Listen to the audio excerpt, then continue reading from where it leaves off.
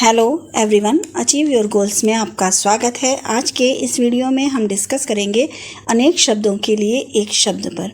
यहाँ पर मैंने उन प्रश्नों को लिया है जो कई बार प्रतियोगी परीक्षाओं में पूछे जा चुके हैं और आपके आने वाले एग्ज़ाम के लिए इम्पॉर्टेंट है। तो शुरू करते हैं आज का वीडियो। क्वेश्चन नंबर 1, जिसको थोड़ा ज्ञान हो। ऑप्शन है ए अल्पज्ञ, बी अज्ञ, सी अभिज्ञ और डी अनभिज्ञ। जिसको थोड़ा ज्ञान हो उसे क्या कहते हैं? अल्पज्ञ कहते हैं। तो ऑप्शन ए यहाँ पर सही हो जाएगा। क्वेश्चन नंबर 2, मानसिक भाव छिपाना सार्थक शब्द है। ऑप्शन है ए अमर्ष, बी असूया, बी अवहिथा और डी अच्छधूर्त। क्या होता है मानसिक भाव छिपाने के लिए सार्थक शब्द क्या होता है? अवहिथा। तो ऑप्शन सी सही होगा। क्वेश्चन नंबर 3, अच्छे कार्य व सेवा पर दी जाने वाली भेंट को कहते हैं। ऑप्शन ए प्रतिदान, ऑप्शन बी उपहार, ऑप्शन सी पारितोषिक और ऑप्शन डी पुरस्कार। अच्छे कार्य व सेवा पर दी जाने वाली भेंट को क्या कहते हैं? पुरस्कार कहते हैं। तो ऑप्शन डी सही होगा। क्वेश्चन नंबर 4, जो कहने सुनने में लज्जापूर्ण या घिनौना हो उसे क्या कहते हैं? ऑप्शन ए अनुचित, बी अश्लील, सी आपत्तिजनक और डी निषिद्ध। जो कहने सुनने में लज्जापूर्ण और घिनौना होता है उसे हम क्या कहते हैं? अश्लील। तो ऑप्शन बी सही होगा। क्वेश्चन नंबर 5, प्रत्युत्पन्न मति शब्द किस वाक्यांश के लिए प्रयुक्त होता है? ऑप्शन ए वह जो किसी के मर्म को जान ले, ऑप्शन बी वह जो बहुत कुछ जानता हो, ऑप्शन सी वह जो तुरंत ही कोई उपयुक्त बात या काम सोच ले और ऑप्शन डी है वह जो देखने में सुंदर हो। सही आंसर क्या होगा? वह जो तुरंत ही कोई उपयुक्त बात या काम को सोच ले। तो ऑप्शन सी यहाँ सही होगा। क्वेश्चन नंबर 6, घूमने फिरने वाले साधु के लिए सार्थक शब्द है। ऑप्शन ए योगी, ऑप्शन बी तपस्वी, सी श्रमण और डी परिवारजक। क्या कहते हैं घूमने फिरने वाले साधु को? परिवारजक कहते हैं। तो ऑप्शन डी सही होगा।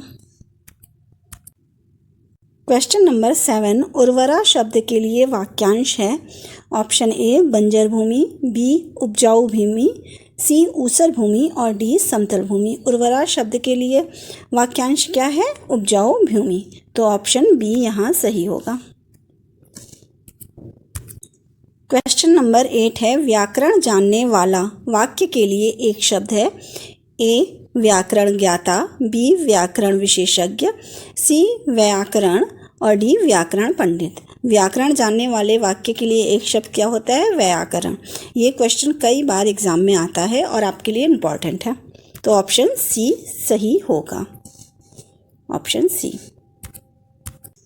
क्वेश्चन नंबर 9, जो हंसने योग्य हो। ए हास्य, बी हास्यास्पद, सी उपहास और डी हंसी। जो हंसने योग्य होता है उसे हम कहते हैं हास्यास्पद। तो ऑप्शन बी सही होगा। क्वेश्चन नंबर 10 है, जो क्रम के अनुसार हो। ऑप्शन ए क्रमबद्ध, बी यथाक्रम, सी सूची और डी तालिका। जो क्रम के अनुसार हो उसे हम कहते हैं यथाक्रम। तो ऑप्शन बी यहाँ सही होगा। क्वेश्चन नंबर 11, मोक्ष की इच्छा रखने वाला। ऑप्शन ए निर्वाण, बी मुमुर्ष, सी मुमुक्षु और डी जिज्ञासु। मोक्ष की इच्छा रखने वाले को क्या कहते हैं? मुमुक्षु कहते हैं। तो ऑप्शन सी यहाँ सही हो जाएगा। क्वेश्चन नंबर 12, आदि से अंत तक। ऑप्शन है ए अंतिम, बी आपाद मस्तक, सी आद्याक्षर और डी आद्यांत। आदि से अंत तक के लिए क्या शब्द है? आद्यांत। तो ऑप्शन डी यहाँ सही होगा। क्वेश्चन नंबर 13, जो व्यर्थ का व्यय करता है। ऑप्शन ए अल्पव्ययी, बी मितव्ययी, सी खर्चीला और डी अपव्ययी। जो व्यर्थ का व्यय करता है उसे हम कहते हैं अपव्ययी। तो ऑप्शन डी सही होगा। क्वेश्चन नंबर 14, जिसके पास माता पिता ना हो। ऑप्शन ए अनाथ, बी मातृहीन, सी पितृहीन और डी दीन। जिसके पास माता पिता नहीं होते उन्हें कहते हैं अनाथ। तो ऑप्शन ए सही होगा। क्वेश्चन नंबर 15, जिसके पास कुछ भी ना हो। ऑप्शन ए दीन, बी निर्धन, सी अकिंचन और डी गरीब। जिसके पास कुछ भी ना हो उसे कहते हैं अकिंचन। ऑप्शन सी सही होगा।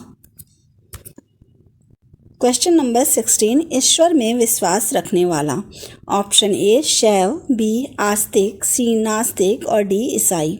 ईश्वर में विश्वास रखने वाले को क्या कहते हैं? आस्तिक कहते हैं। और इस ईश्वर में विश्वास न रखने वाले को नास्तिक कहा जाता है। तो यहाँ पूछा गया है ईश्वर में विश्वास रखने वाला, तो ऑप्शन बी सही होगा, आस्तिक। क्वेश्चन नंबर 17, दोपहर के बाद का समय। ऑप्शन ए संध्या, बी अपराह्न, सी पूर्वाह्न और डी रात। क्या कहते हैं दोपहर के बाद के समय को? अपराह्न कहते हैं। 12 बजे के बाद के समय को अपराह्न कहते हैं और 12 बजे के पूर्व के समय को पूर्वाह्न कहते हैं। तो ऑप्शन बी यहाँ सही होगा। क्वेश्चन नंबर 18, जिसे वाणी में व्यक्त न किया जा सके। ऑप्शन ए अकथनीय, बी वचनीय, सी निर्वचनीय और डी गूंगा।